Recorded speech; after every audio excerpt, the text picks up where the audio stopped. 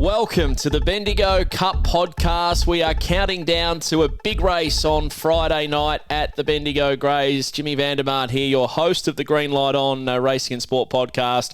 This is what it's all about, top shelf racing, and we get exactly that, minus maybe the top shelf of the top shelf with Explicit not advancing through to the final. We'll chat about that. We'll chat about the race, the Battlers Cups, the other feature race on Cup Night up at Bendigo. Cannot wait to pull that one apart, try and find the winner, maybe catch up with one of the main players in that particular race as well. And inside info, I'm going to let the cat out of the bag nice and early. Brett Mackie, the trainer of Blessed Rain, is going to join us for a chat a little bit later on. But straight off the top, I'm going to welcome two big guns when it comes to the Green Light On Racing and Sport Podcast, starting with the Bendigo Club manager, Mr. Charlton Hindle. He looks Mr. Cash. You've got the vibe on the RSN, on the G. Oh, go again.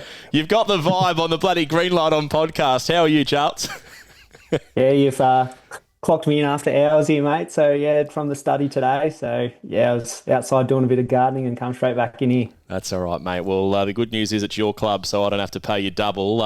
Over to you over there, Dan. How are you? Daniel Hibberd, of course, the voice of this year's Bendigo Cup. Hello, Jones. Yes, very well.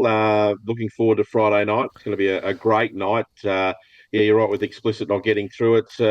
It's a little bit of there's sort of two sides to the coin. It's disappointing that he didn't get through, obviously, for the race, but on the other side of it, it really opens it up and makes really interesting contest on Friday. Well, it's probably the elephant in the room, isn't it? Explicit not making it through, and it's hard for us to comment too much on his run because we obviously don't have the inside word as to exactly what they believe the Thompson Kennel took place with Explicit. But on face value, from an outside looking in, Charlton, he looked to have the race in his keeping up until probably the first corner, and he just didn't have the ping through the first corner that we've come to know with the great dog Explicit. Yeah, looking at the replay, he seemed to jump with him, and leading into that first corner, there's that poor Xavier was sticking with him, and he just got tangled up there a little bit and just shuffled back. But no harm done to the for the winner as well. He ran very well, but yeah, it's we would have liked to have him in the final. Obviously, he would have been a big draw card for the club, but yeah, that's greyhound racing, and it opens up the field a lot now. Yeah, it was $1.08 and just shows there's absolutely no good thing in racing. I think we all learn a bit of a lesson from that. The other elephant in the room is, Charlton, the delay that took place on heat night, Sunday evening up there at Lord's Raceway. But we can look at it two ways, and I think it's fair to say that the Bendigo Club staff, I reckon they could just about build a house if need be in an hour and a half, because apparently the catching pen gate was buggered. They pretty much went to Bunnings and bought a new one and put it on. Is that right? Yeah, unfortunately we had a little incident. No humans or no dogs were harmed, so that's the main thing. And then, yeah, they made a mess of a few of the structures that make the race run, and we had to replace it. And all hands on deck. There was about 5 or 6 of us, and replaced it. And thankfully, our staff were unreal and got it all done, and we were able to continue racing. So hats off to them, that's for sure. Dan came down from the broadcast to help, did he? Dan, he was there front and centre. I was relaying information back to Jace Adams, obviously doing the Sky coverage, and he was trying to keep in lock. So I was manning the phone, so I was standing by for any information that was coming through. But I have to say, I was watching out the window, and it was crazy. Like the amount of work that went in just to get the gate on. But also on the flip side of that as well is the effort after it went back on to actually clean up. Like there was a fair bit of mess getting that gate back on, and the guys did a rigorous clean up, making sure that everything that was taken off was picked up. There was no scraps left behind leading into that catching pen. So they did absolutely everything, and on fast forward as well. It was a brilliant effort. And it's great to know that you like every other race caller, Dan. We do bugger all, mate. Correct. Big race preview. Well, the first of two big race previews on this podcast. And yes, it is a big race. It's the Battlers Cup. I love this idea. It's sort of a newish initiative from the Bendigo Greyhound Racing Club to give the little guys and gals a go. And although it's for the little guys and gals, I do notice Josh Formosa's got a runner in the race and he won last year's $1 Million Chase. So I'm not sure he fits the criteria of a battler. But here is the field. Box 1, Aston Monsoon. 2, Valletta Moon. 3, Sudoku Carmelo. 4 is Aston Hooked. 5, Foxy J. Number 6, Don't Tell Shell. 7, Never Ever Late. 8, Valletta Flash. Now, boys, I want to kick this one off. We'll pretty much get straight into tips. We want to keep this pretty concise. But before we do, I caught up with Murray Collyer. Now, a lot of people in greyhound racing know Murray. If you go coursing, he'll be there creating a spit roast for everyone to go and grab a bit of meat for their souvlaki and whatever else. He's a ripping fella. And I caught up with him earlier today at the Hillsville Dogs to see what he thinks about the Battlers Cup. Muzz, box number 8, Valletta Flash. You must be excited to be in that race. I'm excited getting box 8. Yeah, perfect draw. What do you think of the race? How's it going to play out? Very good race. First corner will be very hard for every dog, but whoever in that first corner is in front, we'll go very close. Everyone knows, Muzz. They know you well around the racetrack. They know you're not this serious. You can let your hair down a little bit on the camera. The fella's having a laugh at you here. But box number 8, you couldn't have drawn any better, could you, really? Boxed perfectly. This is a race you've set this dog for, I'm assuming? The owner did. The owner's got box 2 too. Yeah, okay. Johnny Nichols. And what do you think from the kennel, the 2 or the 8? Who should we putting the hard-earned cash on? 8. Are you confident? Each way special. Each way special. That's confidence. Well, good luck, Muzz. We love the fact that Bendigo are putting on a Battlers Cup and you're a big chance to win it with Valletta Flash, so all the best. Thanks, James. Yeah. Well, there he is. And, boys, that to me sounds like a man who is very, very confident with his charger going into a Battlers Cup. I'm going to take him on. I'm leaning to Valletta Moon, number 2. The more I look at this race, I think there's not a heap of early speed. And this greyhound last start just pinged the start, was able to explode straight to the front. And I think if Valletta Moon can do that from box number 2, finding the lead could be finding the winner in this year's Battlers Cup. Obviously, Valletta Flash is drawn to loop. Never Ever Late, arguably the quickest dog in the race. But, boys, I'm leaning to Valletta Moon just with that lightning early speed. What do you think, Charlton? You're the local up there. What are you thinking about this year's Battlers Cup? I might stick with the former Greyhound of the Year that you touched on there, Don't Tell Shell. So, the President Chilcott's got that one, so I'll back that one in, I think. Just saying all the right things. Over to you, Dan. Look, I'm with Valletta Moon. This race, this whole series. I mean, this race doesn't have the prestige of a Melbourne Cup or anything like that, but it's harder to get into this race than the Melbourne Cup because you can win a heat and not make the final. That's how hard it is to get into this race. It's always full of 13 races of heats last week.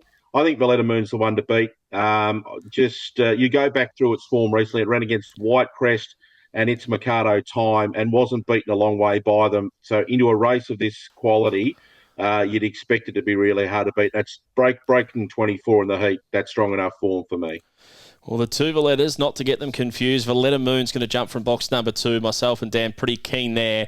Valletta Flash, as we heard from Murray Collyer, who seems awfully keen about his charger going in to jump from box number 8. And our man Charlton Hindle going with number 6. Good luck to all of the finalists in the Battlers Cup. It is sure to be a ripping race.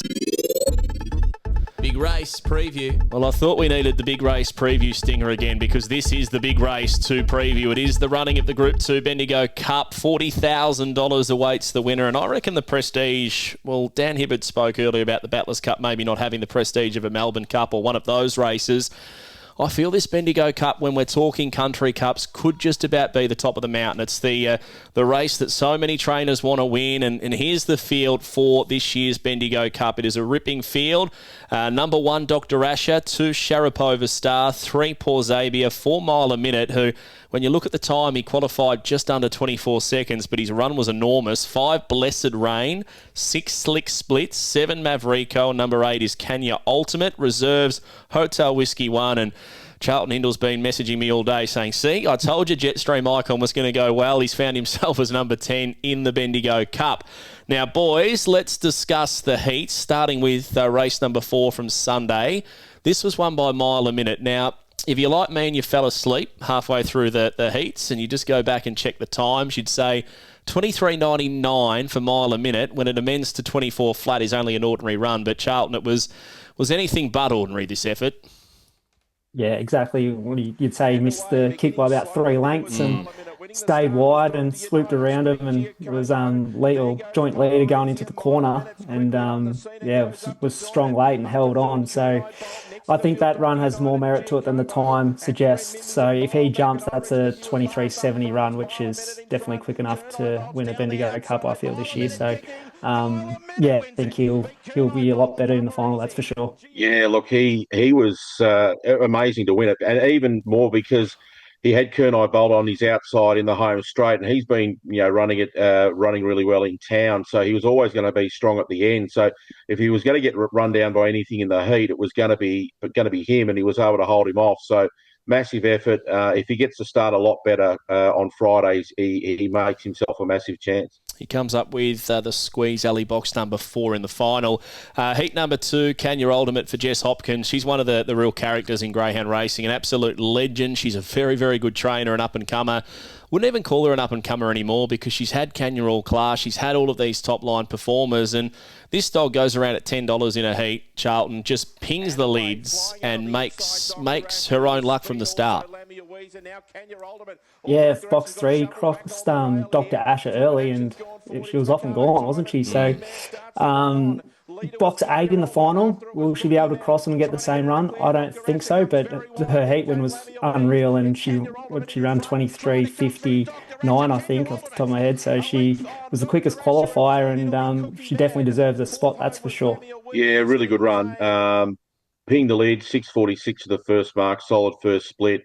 Box 8's going to make it a little bit harder given there is so much speed, as we will get onto shortly, but very good run. Dr. Asher was brilliant in defeat, really. And I think the McMahons would have probably been praying not to get box 1 in the final, and they actually end up with it because I think box 1's probably not the best draw for him, considering he does want to get up off the rail a little bit. But he might be following some hot speed. So it's a double-edged sword in a way with him, but he was massive in defeat, and good that he got through. Very good that he got through, and I feel if you were to solo trial every one of these greyhounds, he'd be your quickest in this year's Bendigo Cup. Heat number 3, well, this was, I reckon, upset of the year, upset of the decade, maybe upset of the century. $1.08 was the price bet on Explicit. We sort of said maybe it was a little bit lean, but we all thought he was just going to win his heat. Whether or not something wasn't 100% right, we're still yet to know. The stewards report did report a 7-day stand down with a bit of a calf issue for Explicit. Poor Xavier, though, take nothing away from this dog, was able to just pound around the outside and really put the pressure on Explicit at the first corner. And you'd say, look, the race was disappointing if poor Xavier went 24.10, but 23.74 is more than enough to hold a genuine chance in the final. Yeah, and matched Explicit early, so put the pressure on him right into that first bend, and then when he straightened, what I really liked is he held in the middle of the track, like he didn't find the rail, which I feel as though if you can get off the rail and run home strong, it'll be a big advantage, especially in the final. So I really like that, and the fact that he's at $31, I think, is a bit over. So they're not respecting him at all. So I think there was a lot of merit to his win. $46 in the heat, 31 in the final. This could be one of the upsets of the year. Dan? Taking the multi with both of them, if you got him alive in the final, you'd be praying. But look, yeah, it was a staggering race, and it was a staggering race to call because you're sort of going in. I'm going in there expecting what 99.9% of people were expecting, and that was Explicit to win. And I could just tell coming off the back that something wasn't right. It wasn't as if he'd stopped chasing or anything like that. He was still trying, but there just obviously something wasn't right. Hopefully we get all clear with that, and we get to see him again. But yeah, the winner was brilliant. It was run time and deserves its spot in the final. A little bit like a car without petrol. You know how they just sort of chug, chug, chug, chug, but they're not able to accelerate, Dan. Is that how you'd describe it? A bit like that, yeah. It was really strange because I expected him to kick away, and when he didn't, I thought this is not right, and I mean everyone would have seen it there. It just wasn't him. So we'll just hope that it's nothing major, and we do get to see him again. Yeah, we do hope to see him again. Obviously, we were chatting last week about how he's probably got one paw on a Top Gun, a Melbourne Cup, and a back-to-back Phoenix attempt, as well as the back-to-back Melbourne Cup attempt. Heat number 4, slick splits. I stand by what myself and Charlton said the other day, that this was the lay of the day. Now, we look a little bit foolish because he's come from the clouds and won, but we sort of predicted, Charlton, that this is what might happen in this race, that he was going to be caught back in an awkward place. There was a lot of speed around him.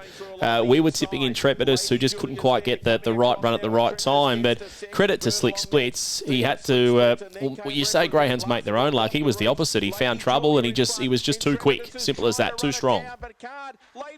Yeah, he's settling in the second half of the field going into the bend, and he was a long way off. And then, halfway around the bend, he started getting into his work and just his run home time off. What was it here? Slick Slits. This doesn't have it there, sorry. And it was just that's unreal. Good from you, Charlton. Rode it over the top.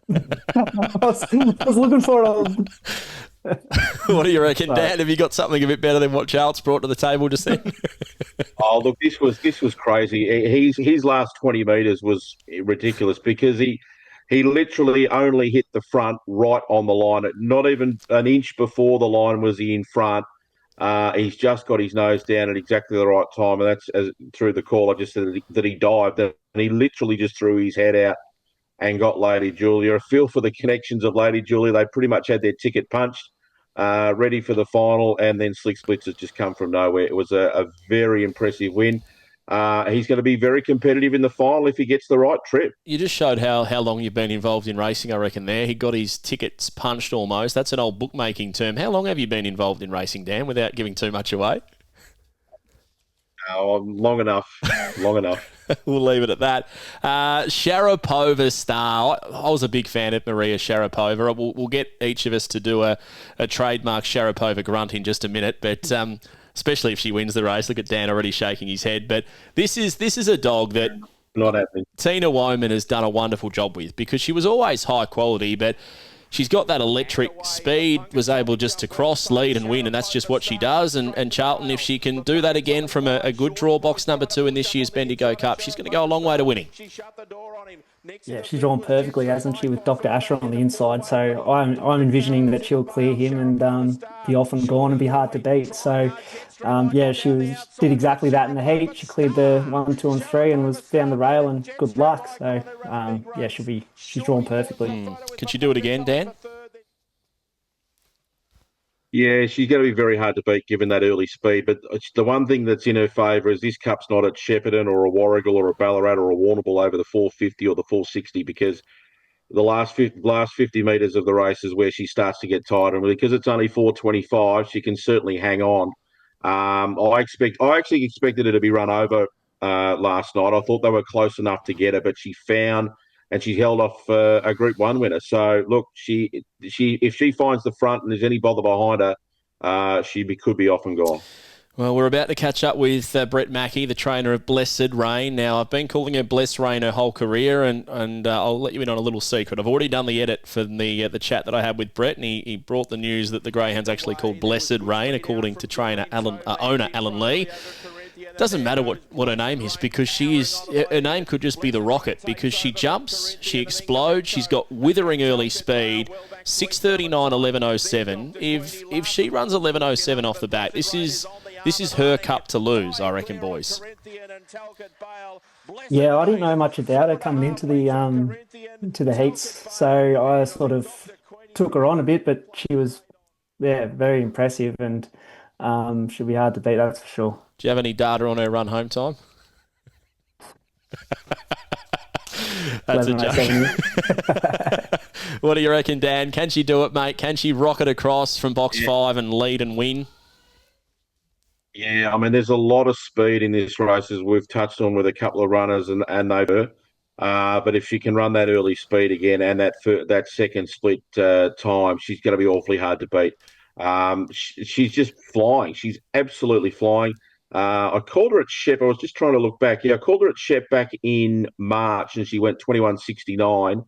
which is the track record is 21.50 odd. So that showed to me that she was well and truly above average. And look, I think she's certainly the one to beat. I think the draw, even though it is the yellow, I think the draw isn't a big issue for her. If she flies out like she did last night, very hard to beat. Yeah, I think so. I think she's just trending in the right direction. Last heat was heat number 7, race number 10, and Maverico for the Wizard Johnny Barbara caused a bit of an upset here. Hotel Whiskey 1 shot through to lead. He's going to be really hard to beat. And it also shows how good Blessed Rain went, because he went 11.20 off the back, about 2 and a bit lengths behind what Blessed Rain recorded. And Maverico was just sitting there, just camping on Hotel Whiskey 1, got the inside run, punched through, and got the cash. And it was a terrific effort to run down Hotel Whiskey 1 from there, Charles. Yeah, I was cheering on Hotel Whiskey 1. I wanted as a party to get his first Bendigo Cup, and I thought this was his number 1 seed to do so. And he brings Hotel Whiskey 1 to the track a lot. He went through the series last year, and he's coming in when he's preparing him for a big race. He always brings him to Bendigo, so he's definitely a club favourite. And to see him get just done on the line was a bit disappointing, but take nothing away from Maverico, who definitely deserves his spot. Ran very well. He's a smart dog, Maverico, and when he gets it right, Dan, he's an electric talent. Really good win. HL Whiskey 1 just gets the wanders in the straight, and he several times he's sort of gone to the middle of the track, and he's left the inside running exposed there for runners, and that's what Maverico did, took the inside run.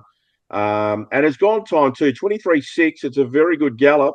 Look, he's probably going to be up against it, but he's in there, and if he gets the luck, I think he's a top 4 chance, but I'm not sure whether he can win it. Yeah, the draw probably does him no favours either, jumping from box number 7. But as you say, Danny, his time puts him right into the pointy end of this race if he gets the right luck in running. Now, it is selection time. I've been tossing and turning. I'm really struggling to try and pick the winner of this cup, because I like 2 of them. So much so I'm tempted to call a dead heat, but that would be silly. That'd be something our man Corey Smith would do. So I'm not going to do that.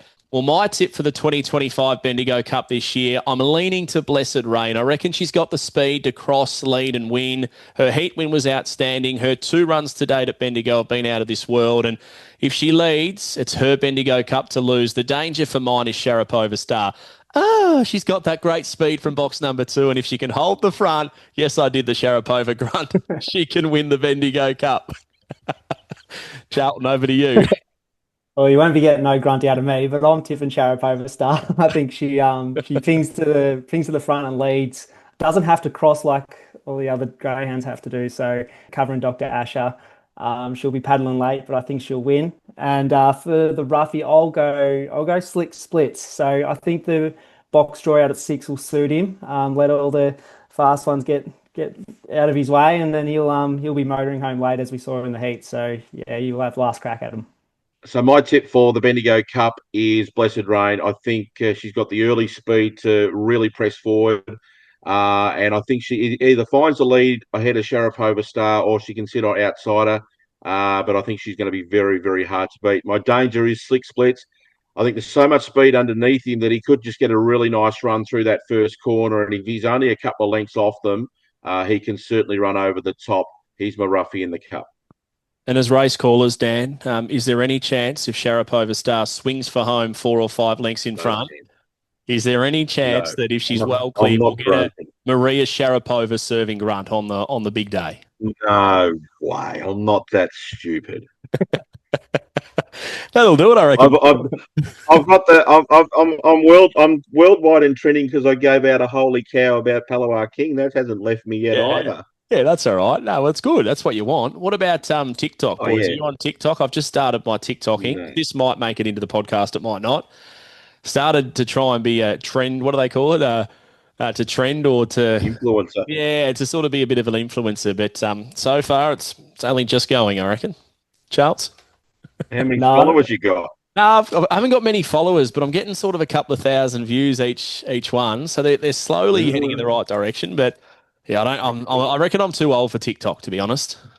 Yeah, I'm not on TikTok.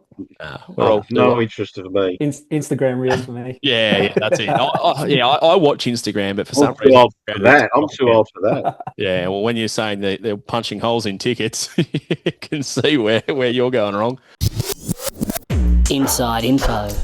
My favourite segment on the podcast is Inside Info, where we get to chat to the trainers ahead of the big races. And this week, the Bendigo Cup. On the Bendigo Cup podcast, we are talking everything Bless Rain, a greyhound that is absolutely airborne at the moment, let me tell you.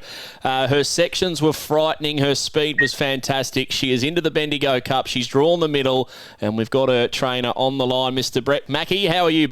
Yeah, I'm good, James. You've had a big day. You've squeezed me in. I had to try and get this podcast done on the Monday, Mac, and you're having a big day, mate. You're going from the Meadows to work to barely getting any sleep. Winners last night at Bendigo. It's all happening for you.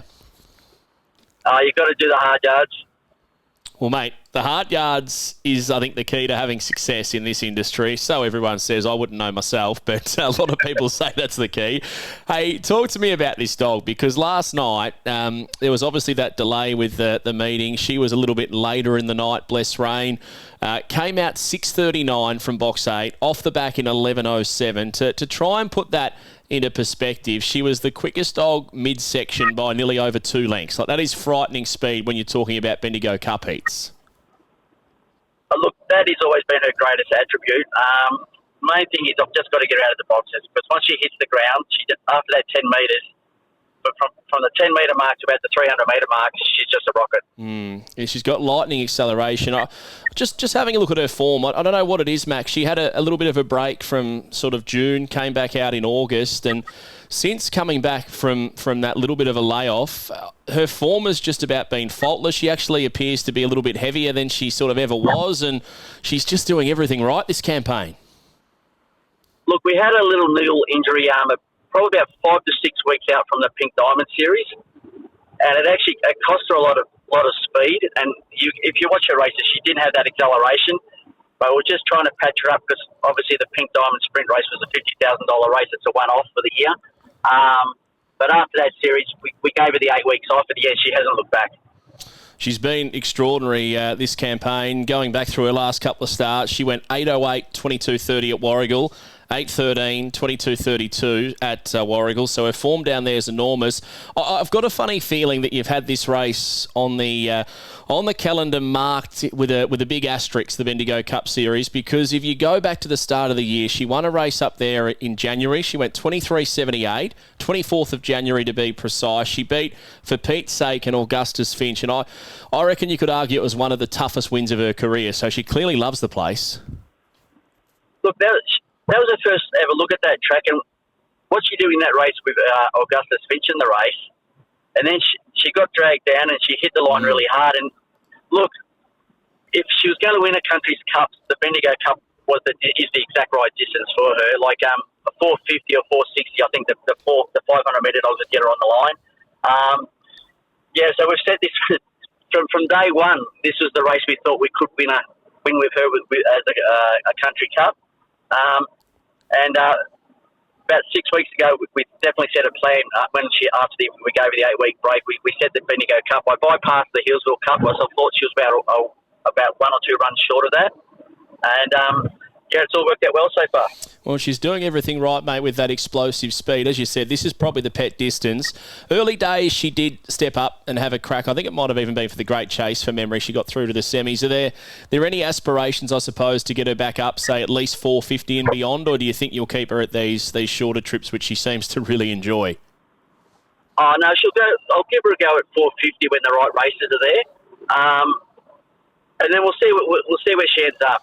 I think she could run maybe 500, but she wouldn't want to she'd have to have a clear run the whole way, and she'd definitely be putting some short strides in.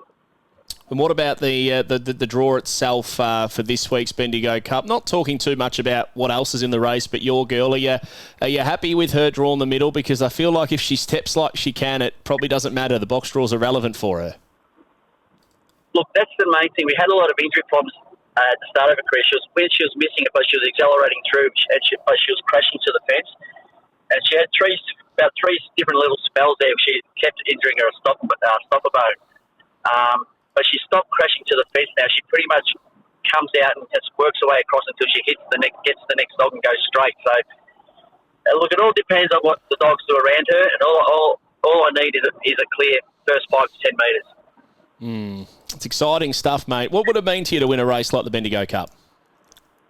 Look, it's I think the Bendigo one is nearly out of all the country cups, it's like the classiest one. It's got the real speed dogs, and also you had dogs like Explicit and all that competing in these sort of races. It's always one of the hardest ones to win. We always say, and myself and Charlton on the Heat podcast said that, there's something about the Bendigo Cup and the fact that, well, you get a greyhound like Bless Rain who's been racing over the 400 who steps up, and then you get your superstars like Explicit that drop back. And to be fair, mate, it's probably the hardest country cup to win. Yeah, it is. I agree. It could have been a really interesting race if every one of the speed dogs had got through, like in Trepidation. There's a couple of others that got knocked out. If everyone had got through, there would have been a helter-skelter to the first corner.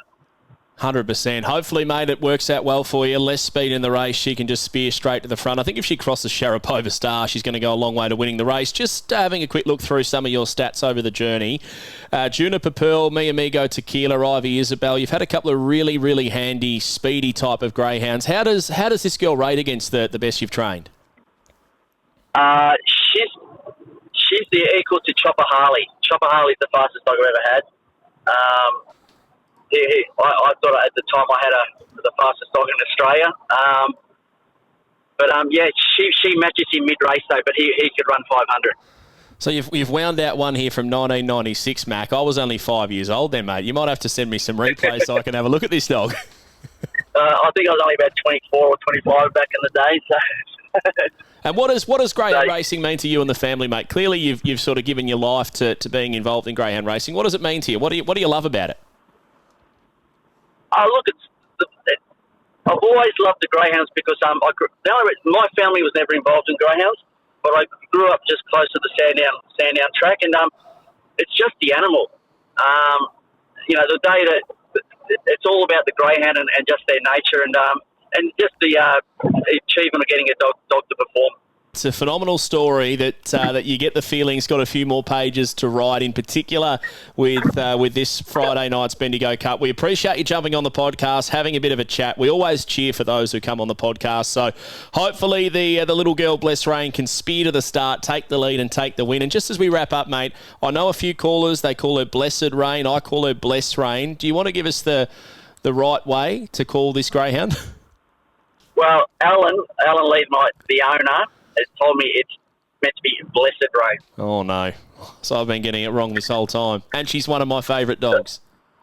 Yeah, so I don't care either way, but according to Alan, it's Alan's always getting used to being called Alan Lie anyway, so yeah, that's Alan Lee. Yeah, I get that one right. Well, if I get the owner's name right, I can get the dog wrong, so that's all right. Good on you, Mackie. Hey, we appreciate you coming on, mate. Rip them apart on Friday. And as I let you go, quick little favour for the listeners of the podcast. Do you have a nice young one that we can put in the black book to follow from your kennel?